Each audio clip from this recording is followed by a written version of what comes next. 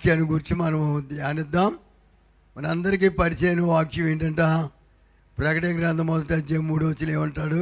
సమయము సమీపించినది. అది సమయము సమీపించింది. దేనికి? ఆయన రాకడికి మన పోకడికి కూడా సమయం దగ్గరికి వచ్చేస్తుందంట. ఎప్పుడు ఏం జరుగుతుందో అర్థం కావట్లేదు. సమయము సమీపించినది గనుక ఈ ప్రవచన వాక్యములు చదువువారు వాటిని విని ఇందులో వ్రాయబడిన సంగతులు గైకొని వారును ధన్యులు. సమయం దగ్గరికి వచ్చేస్తుందండి. ఎప్పుడు ఏం జరుగుతుందో తెలియట్లేదండి. బయటికి వెళ్ళి తిరిగి వస్తాడని గ్యారంటీ లేదండి. పరిస్థితులన్నీ తారుమారుగా ఉన్నాయి. ఇంట్లోనే ఒకరికొకరి సమాధానం లేకుండా అయిపోతుంది. ఎందుకంటే దీని అంతటి కారణం ప్రభు త్వరగా వస్తున్నాడని. ఇంకా సమయం లేదు, సమయం సమీపిస్తుంది. ఎవరైతే ప్రవచన వాక్యాలు వింటారో, ఎవరైతే విని దీన్ని గైకుంటారో, దాని ప్రకారం ఎవరు జీవిస్తారో వారు ధన్యులు అని దేవుని వాక్యంలో చూస్తూ ఉన్నాం. ఈ ధన్యకరమైన వాక్యాన్ని గురించి యెహెజ్కేలు ప్రవక్త 3వ అధ్యాయం 3 వచనాలు చదివితే అక్కడ అద్భుతమైన మాటలు పరిశుద్ధాత్మ దేవుడు యెహెజ్కేలుతో మాట్లాడుతున్నట్టుగా మనం చూస్తున్నాం. మరియు నాతో ఇలాగు సెలవిచ్చెను. చూడండి, భక్తుడు యెహెజ్కేలు అంటారు, మరియు ఆయన నాతో ఇలాగు సెలవిచ్చాడు. ఏమని? నరపుత్రుడా, నీకు కనబడిన దానిని భక్షించు. ఈ గ్రంథాన్ని భక్షించి ఇశ్రాయేలు యొద్దకు వెళ్ళాలి. వారికి ప్రకటన చేయము. ఏం భక్షించాలండి? ఏదన్నా పెడితే భక్షిస్తాం, కానీ గ్రంథాన్ని భక్షించమంటాడేంటి ఈయన? మరి భక్షించే చాలా రకాలు ఉన్నాయి, కానీ గ్రంథాన్ని భక్షించమంటున్నాడు యెహెజ్కేలుని. నరపుత్రుడా, నేనిచ్చు ఈ గ్రంథాన్ని భక్షించి ఏం చేయాలి? ఇశ్రాయేలీయుల యొద్దకు వెళ్ళి వారికి ప్రకటన చేయని చెప్పాడు. ఆయన ఏం చేశాడంటే, నోరు తెరవాలి. ఆయన ఏమంటాడు? నోరు బాగా తెరువు, నేను దాన్ని నింపుతానంటాడు. ఆయన నోరు తెరిచాడంట. నోరు తెరవగా ఆయన ఆ గ్రంథాన్ని నాకు తినిపించాడంట. మనం తినమంటే రోజుకో పేజీ తినేద్దామేమో. గ్రంథం తిన్నాడా? గ్రంథంలో ఉన్న నిన్న దైవజనులు ఏం చెప్పారు? వాక్యాన్ని భుజించాలి అని చెప్పారు. భుజించడం అంటే రోజుకో పేజీ తీసిన వాళ్ళు తినేయమని కాదు. ధ్యానించాలి, ప్రార్థించాలి, దానిలో ఉన్న సారాంశం గ్రహించాలి. అది మన యొక్క దేహానికి, ఆరోగ్యానికి, మన ప్రాణానికి అన్నిటికీ మరి సరైనటువంటి రీతిగా దాన్ని ఉపయోగించుకోవాలి. దేవుని యొక్క వాక్యం ధ్యానించాలి. ఇక్కడ చెప్తున్నాడు, నువ్వు బాగా తిన్న తర్వాత ఇశ్రాయేలు యొద్దకు వెళ్ళి నువ్వు బోధించాలి అని అనగానే నేను నోరు తెరిచాను. ఆయన ఆ గ్రంథాన్ని నాకు తినిపించాడు. నరపుత్రుడా, నేనిచ్చుచున్న ఈ గ్రంథం ఆహారముగా తీసుకొని దానితో నీ కడుపు నింపుకో. దేంతో కడుపు నింపుకోవాలండి? బిర్యానీతో, పలావ్, అబ్బో కావలసిన ఇష్టమైన పదార్థాలతో నింపుకోవాలి లేదు. అది దేంతో నింపుకోవాలంట? వాక్యంతో కడుపు నింపుకోవాలి. ఆ వాక్యం ఎవరు? ఆయన ప్రభువైన యేసు. ఎక్కడుందో మాట? 1:14 చెప్తాడు కదా మన యోహాను సువార్తలో. ఏమని చెప్తున్నాడు? ఆ వాక్యం శరీరధారి అయి కృపాసత్య సంపూర్ణుడుగా ఆయన మన మధ్యన ఉన్నాడు. ఆ వాక్యమే యేసు. ఆ యేసయ్యే వాక్యం. ఆయన మనం భుజించాలి. ఆయన రక్తమాంసంలో పాలు పొందమన్నాడు కదా. కాబట్టి దేవుని వాక్యం మనం భుజించాలంట. మనం బాగా తినాలి, దాని నిండా నింపుకోవాలి. ఎప్పుడైతే మన హృదయం నిండా, మన కడుపు నిండా, నోటి నిండా వాక్యం ఉంటే అది దేవుని యొక్క మహిమార్థమై మనల్ని దేవుని యొక్క వాక్యం ద్వారా బలపరుస్తాడు. దేవునికి స్తోత్రం కలుగాక. హల్లెలూయా. నువ్వు ఏమన్నాడంట, నేను దానితో నీ కడుపు నింపుకొని దాంతో నీ కడుపు నింపుకో, నాతో సెలవీయగా దాన్ని భక్షించి తిని నేను దాన్ని భక్షించి తిన్నాడంట. దాన్ని భక్షించాను నేను. అది నా నోటికి అబ్బబ్బబ్బా, అది నా నోటికు తేనె వలె మధురంగా ఉందంట. వాక్యం తినాలి కానీ తిని కొద్దిగా మధురంగా ఉంటుంది. వాక్యం చదవాలి కానీ చదివి కొద్దిగా లోతైన అనుభవంలోనికి మనల్ని నడిపిస్తుంది. వాక్యం చదవడం కానీ వాక్యం ధ్యానించడం కానీ వాక్యం తినటం ప్రారంభించావా, నీ యొక్క శరీరంలో ఉన్న బలహీనతలన్నీ పటాపంచలు అయిపోతాయి. దేవుని స్తోత్రం కలుగాక. నమ్మిన వారు దేవుని స్తోత్రం చెప్పండి. కనుక వాక్యాన్ని తినమన్నాడు. తిని తర్వాత ఆయన చెప్తున్న మాట చూద్దాం ముందుకి. మరియు ఆయన నాతో ఇలా సెలవిచ్చాడు, నరపుత్రుడా అది బయలుదేరి ఇశ్రాయేలు యొద్దకు వెళ్ళు. అన్యజనం రక్షణ లేని వాళ్ళు చాలామంది ఉన్నారు కదా, కానీ ఆయన కొరకు కాదు నువ్వు తినేదే. నశించిపోతున్న ఇశ్రాయేలు, కఠిన హృదయులైన ఇశ్రాయేలు, అవిధేయులుగా ఉన్న ఇశ్రాయేలు చాలామంది నాకు వ్యతిరేకంగా ఉన్నారు. కాబట్టి వాక్యాన్ని బాగా ధ్యానించి ఒక్కొక్కరికి ఏ రకమైన వర్తమానం కావాలో అది నువ్వు ప్రకటించి నిమిత్తం ఈ వాక్యాన్ని బాగా తిను అని చెప్పాడు. అని వాక్యాన్ని తిన్నాడంట. తర్వాత ఏం జరిగిందో చూద్దాం. పోయి ఈ మాటలన్నీ వాళ్ళు తెలియజెప్పు. నీవు గ్రహింపలేని అది వాక్యం గ్రహించలేని అన్యజనులకి వెళ్ళదు. ఎవరి దగ్గరికి వెళ్ళాలి? ఇశ్రాయేలీయుల దగ్గరికే వెళ్ళాలి. ఇశ్రాయేలీయులకే కావాలి వాక్యం. రక్షణ పొందిన వారికే కావాలి వాక్యం. దేవుని ఎరిగిన వారే దూరం అయిపోతున్నారు వాక్యానికి. కాబట్టి వాళ్ళ దగ్గరికి వెళ్ళని యెహెజ్కేలుతో దేవుడు మాట్లాడుతున్నాడు. అప్పుడు ఏం చేశాడంటే ఈయన,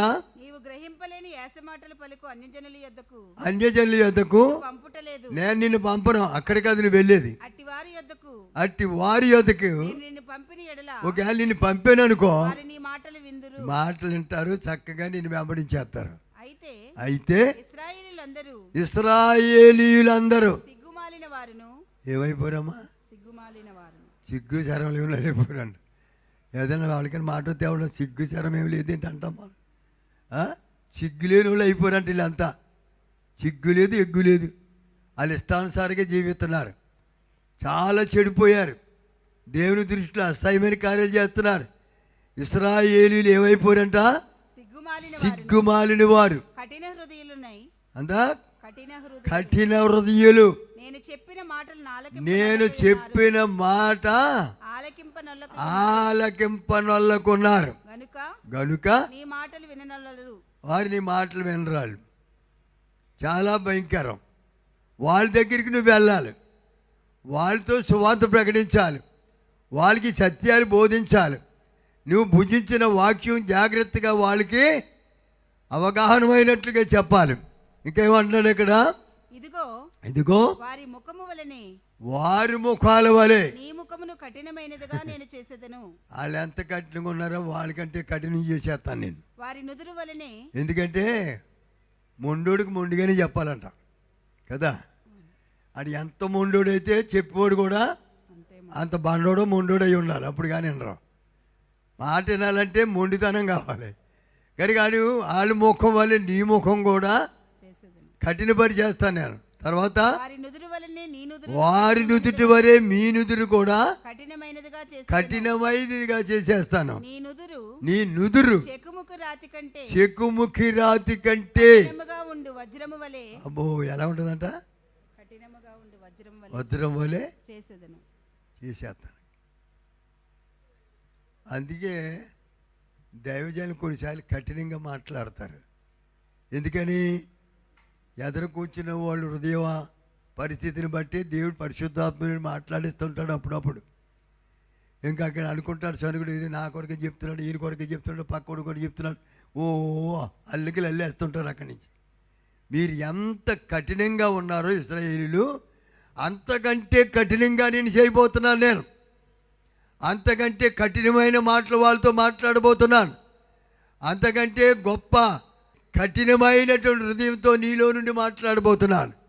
కాబట్టి నువ్వు వెళ్ళు, ఇశ్రాయేలుకి దేవుని సువార్త చెప్పు, దేవుని మాట చెప్పు అని చెప్పి దేవుడు ప్రత్యేకంగా మరి యెహెజ్కేలుతో మాట్లాడుతున్నట్లుగా మనం చూస్తున్నాం. దేవునికి స్తోత్రం కలుగాక.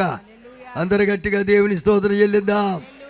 కనుక దేవుని మాటలు చాలా కఠినంగా కనపడుతున్నాయి వాడికి, కానీ అది గమనించిన వాడికి చాలా మధురమైన మాటలు ఇవి, అద్భుతమైన మాటలు. ఇంకా ఏమంటాడు అక్కడ, వారికి భయపడకము, వారు భయపడద్దు, వారందరూ తిరుగుబాటు చేయవారై, వారందరూ తిరుగుబాటు చేసేవాళ్ళే, వారిని చూచి జడియకము, వాళ్ళు చూసి జడియకము. మరియు నరపుత్రుడా, నరపుత్రుడా, చెవియొగ్గి చెవియొగ్గి నీతో చెప్పిన మాటలన్నిటిని, నీతో చెప్పిన మాటలన్నిటినీ చెవులారా విని, చెవులార విను, నీ మనసులో ఉంచుకొని, మనసులో ఉంచుకో, బయలుదేరు, చెరలోనున్న నీ జనుల యొద్దకు పోయి జనుల దగ్గరికి వెళ్ళిపో, ఈ మాటలు ప్రకటింపుము, ఈ మాటలు ప్రకటించమని చెప్తున్నాడు. దేవునికి స్తోత్రం కలుగాక. హల్లెలూయా, అందరు గట్టిగా దేవుని స్తోత్రం చెల్లిద్దాం.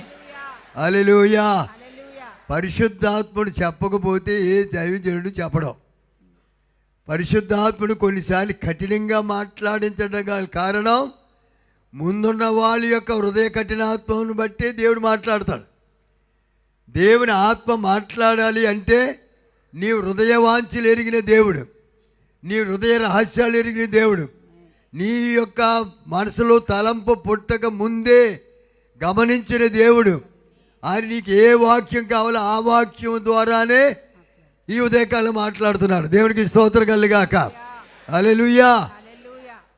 దావీదు మహారాజు ఏంటంటే 139వ కీర్తనలు చెప్తాడు కదా, నువ్వు కూర్చుంటే నాకు తెలుసు, నువ్వు లేచుంటే నాకు తెలుసు, నీకు హృదయంలో తలంపు పుట్ట మునిపి నాకు తెలుసు. ప్రభు అనే మాట నోటికి రాకముందే నువ్వేం చేయాలని అడగబోతున్నావు నాకు తెలుసు, కనుక నీ రహస్యాలని నేను ఎరుగుదును అని ప్రతి వారిని కూడా గమనిస్తున్న దేవుడు, మాట్లాడే దేవుడు ఆయన. దేవుని స్తోత్రం కలుగాక. హల్లెలూయా. నేను వాళ్ళ ముఖం కఠినపరిచినట్లుగా నీ ముఖాన్ని కూడా కఠినపరుస్తాను. వాళ్ళ నుదుట ఉన్న కఠినత్వమే నీ నుదుట కూడా నేను పెట్టబోతున్నాను. కనుక నువ్వు మాట్లాడు, బోధించు. ఏ వ్యక్తికి ఏ మాట కావాలో నువ్వు మాట్లాడే మాటను బట్టి వాళ్ళని సవరించబోతున్నాను. నువ్వు మాట్లాడు అని యెహెజ్కేలుతో దేవుడు మాట్లాడుతున్నాడు. దేవుని స్తోత్రం. హల్లెలూయా. యెహెజ్కేలుతో మాట్లాడిన దేవుని ఆత్మే ఈ ఉదయకాలం నీతో నాతో మాట్లాడుతుంది. ఆ ఆత్మే మనం దర్శిస్తూ ఉంది. ఆ ఆత్మే మన యొక్క హృదయాన్ని పగలగొడుతూ ఉంది. ఆ ఆత్మే నీలో ప్రవేశించాలని కోరుతూ ఉంది. దేవుని స్తోత్రం. నమ్మిన వారందరూ దేవుని స్తోత్రం చెల్లిద్దాం. హల్లెలూయా. కాబట్టి దేవుని వాక్యం చాలా మధురమైనదండి. అది చాలా మధురమైనది. 119వ కీర్తన 103వ వచనంలో చెప్తాడు. ఆ వాక్యం ఎలాగుంది అని చూస్తే, ఈ వాక్యములు నా జిహ్వకు ఎంతో మధురములు, అబ్బా నా జిహ్వకు ఎంతో మధురమైనవి, అవి నా నోటికి తేనె కంటే తీయగా ఉన్నాయి. దేవుని వాక్యం ఎలా చెప్పిన, తేనె కంటేను చుంటె తేనె దారల కంటేను మధురాతి మధురమైన దేవుని మాట. అది మధురమైనది, మృదుమైనది, కఠినమైనది, అన్ని రకాలుగా ఉపయోగపడే దేవుని వాక్యం. దేవుని స్తోత్రం కలుగాక. హల్లెలూయా. గనుక తీయని వాక్యం ఇది, మధురమైన వాక్యం ఇది.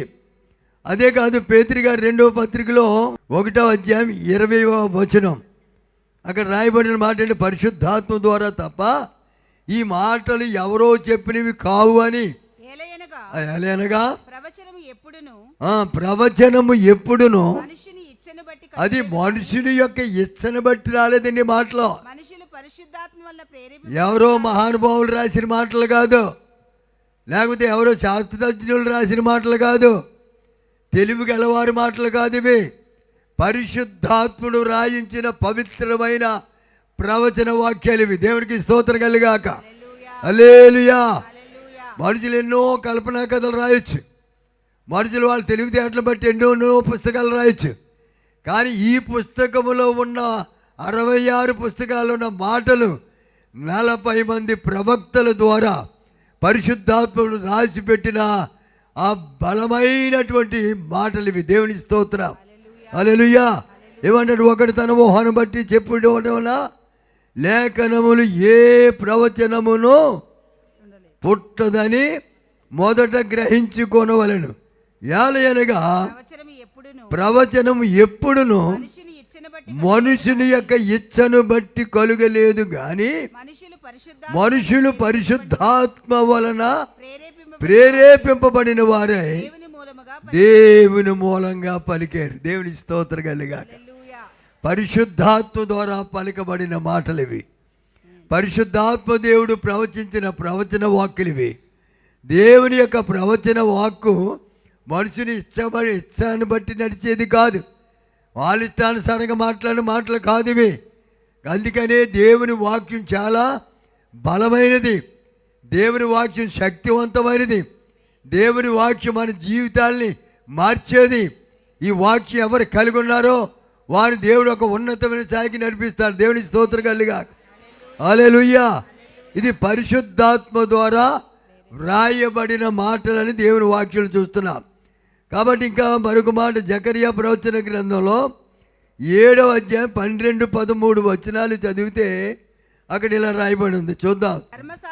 ధర్మశాస్త్రము పూర్వీకులైన ప్రవక్తల ద్వారా సైన్యములకు అధిపతియగు యెహోవా తన ఆత్మ ప్రేరణ చేత తెలియజేసిన మాటలను ఆగండి ఏమి రాశాడు అక్కడ? ధర్మశాస్త్రం అంట పూర్వీకులైన ప్రవక్తల ద్వారా సైన్యములకు అధిపతియగు యెహోవా తన ఆత్మ ప్రేరణ తెలియజేశాడంట. మరి తెలియజేసిన మాటలు ఈ తెలివైన వాళ్ళు ఏం చేస్తున్నారంట? వినకుండా తాము వినకుండా హృదయములను కురివిందమని చేసుకుంటున్నారు. అబ్బో, కురివిందంలాగా అయిపోయాయి హృదయాలు. గ్రహించట్లేదు దేవుని మాట. అది ఎవరు రాసిన మాట? ప్రవక్తలైన సేవకుల ద్వారా రాయించిన మాటలు అవి. పరిశుద్ధాత్ముడు రాయించిన మాటలు అవి కలిగి ఉన్నా కూడా వాళ్ళు ఒక హృదయాలు కుర్రవిందం వలె కఠినపరుచుకునే వారి పరిస్థితిని ఇక్కడ మనం చూస్తూ ఉన్నాం. దేవునికి స్తోత్రం కలుగాక. గనుక సైన్యములకు అధిపతి యెహోవా యొద్ద నుండి మహోగ్రత, సరే మామూలు ఉగ్రత కాదండి, మహోగ్రత. ఎంత ఉగ్రతకు పాలవుతున్నారో వాక్యం వినక, వాక్యాన్ని లోబడక, మనసులు కఠినపరుచుకొని, దేవునికి ఇవ్వాల్సిన సమయం ఇవ్వక, దేవుని వాక్యానికి లోబడక ప్రజలు కఠినపరుచుకున్న దాన్ని బట్టి ఆయన ఏం చేస్తానన్నాడు? సైన్యములకు అధిపతి యెహోవా సెలవిచ్చినదేమనగా నేను పిలిచినప్పుడు చూచారండి, నేను పిలిచినప్పుడు వాళ్ళు ఆలకింపలేదు గనుక వారు పిలిచినప్పుడు నేను విన్నా. నేను ఎందుకు వినాలి? ఆయన ఎందుకు వినాలండి? నువ్వు మాట ఆయన మాట నువ్వు విన్నప్పుడు నీ మాట వింటాడా? కష్టం వచ్చినప్పుడు పరిగెత్తుకొస్తావు. అన్ని సమృద్ధి గురించినప్పుడు దేవుడి మాట విన కురువిందం అయిపోతుంది, హృదయం కాఠిన్యం అయిపోతుంది, హృదయంలో చేర్చుకోవు, హృదయంలో నొచ్చుకోవు, హృదయాన్ని తగ్గించుకోవు. కాబట్టి నీవు పిలిచినప్పుడు ఆయన పలకడంట. ఎందుకు పలకడు? రక్షింపనేరకుండా వాస్తవం కుర్చీ కాదు, విననేరకున్నట్లు ఆయన చెవులు.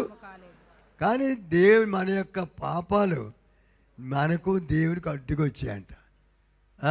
ఆయన ముఖాన్ని మరుగుపరుస్తున్నాయంట. అందుకని ఆయన వింటలేదు. మీరు బహుగా చెడిపోయారు, మాటలు వినేవారుగా లేరు. కనుక మీరు చెప్పినప్పుడు నేను కూడా విన్నాం.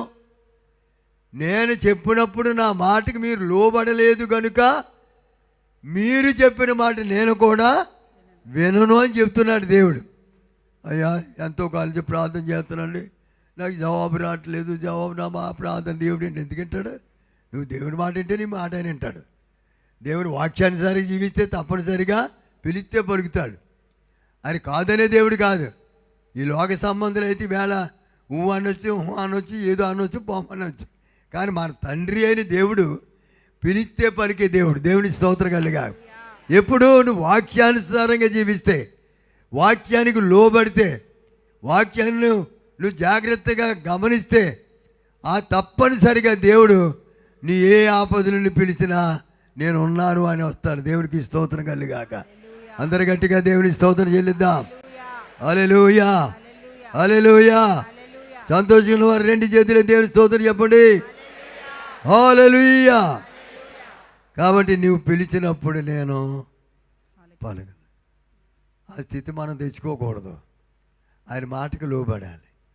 ఆయన వాక్యం చెబుతున్నప్పుడు కుర్రవిందం వలె మన మనసు కఠినపరుచుకుంటే మనకు ఆపద వచ్చి కేకలేసేటప్పుడు ఆయన కూడా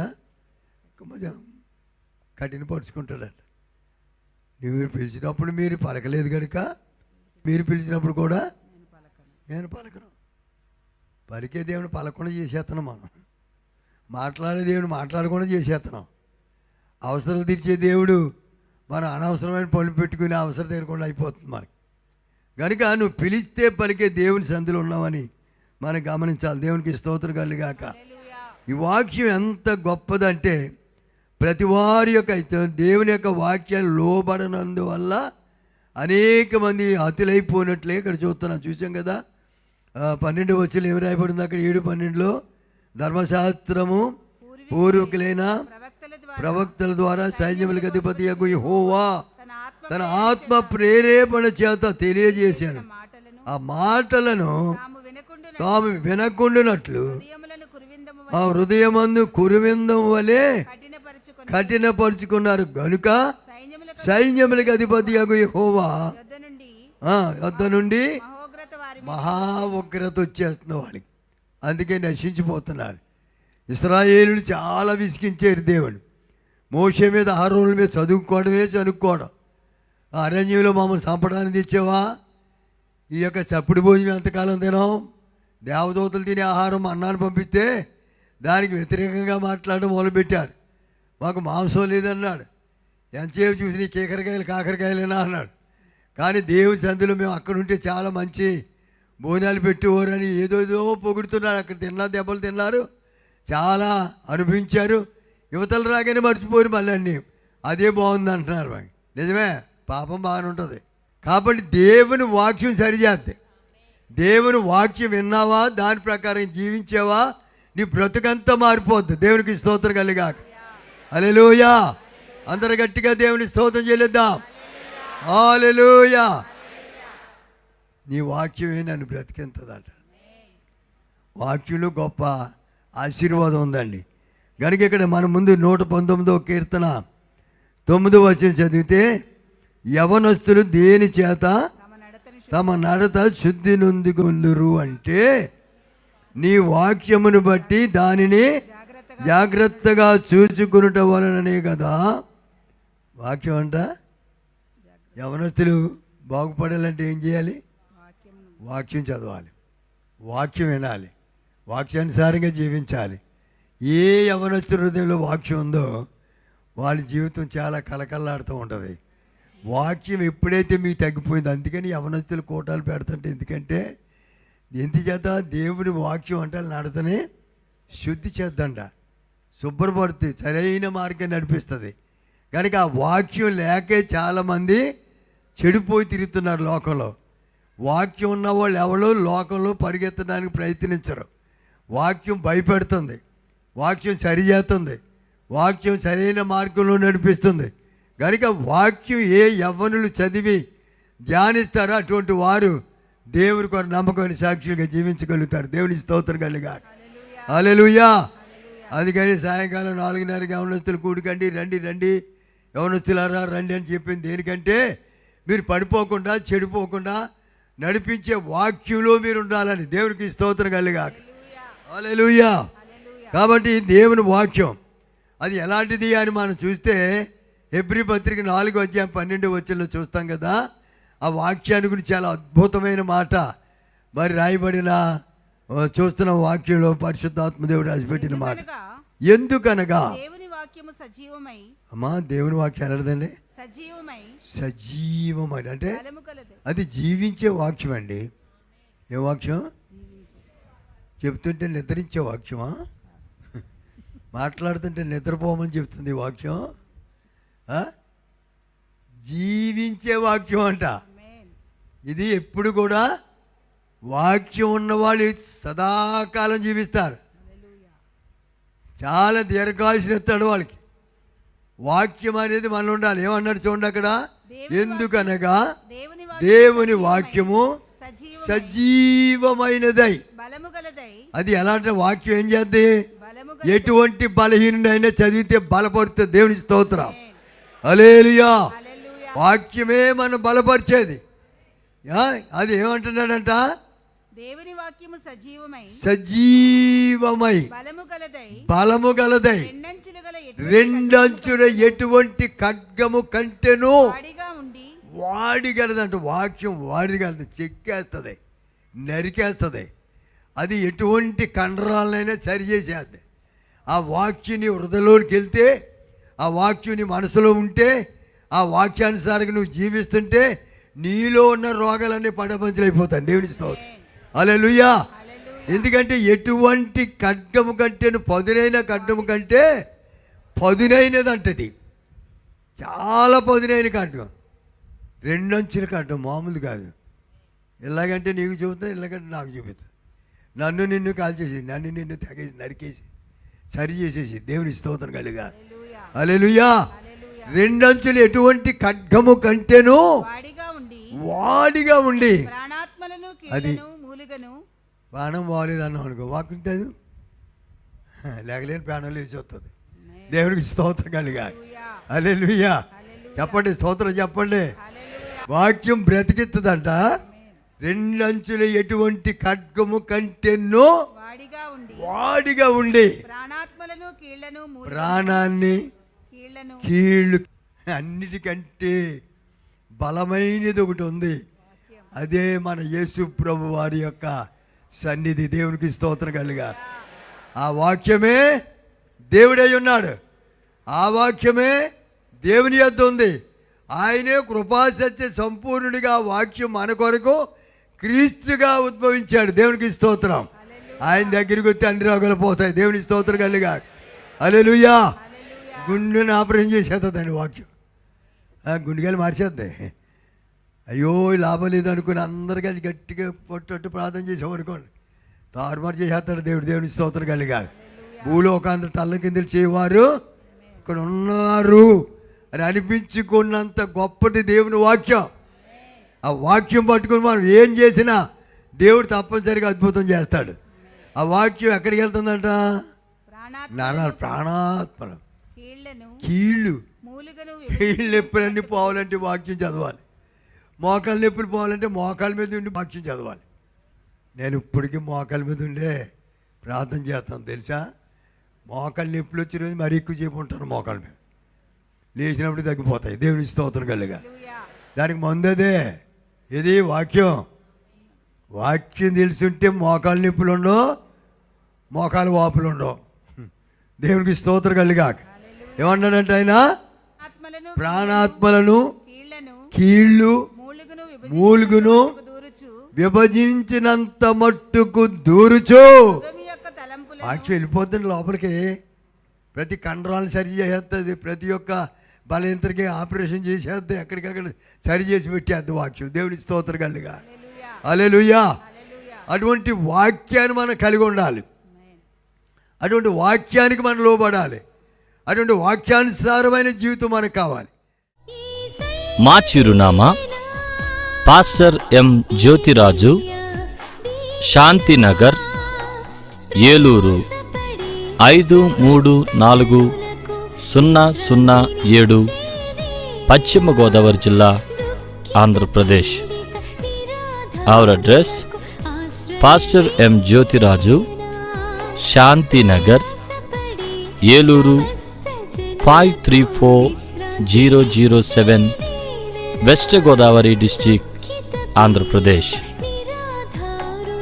మా ఫోన్ నంబర్లు 8007773333 మరియు 800877774444.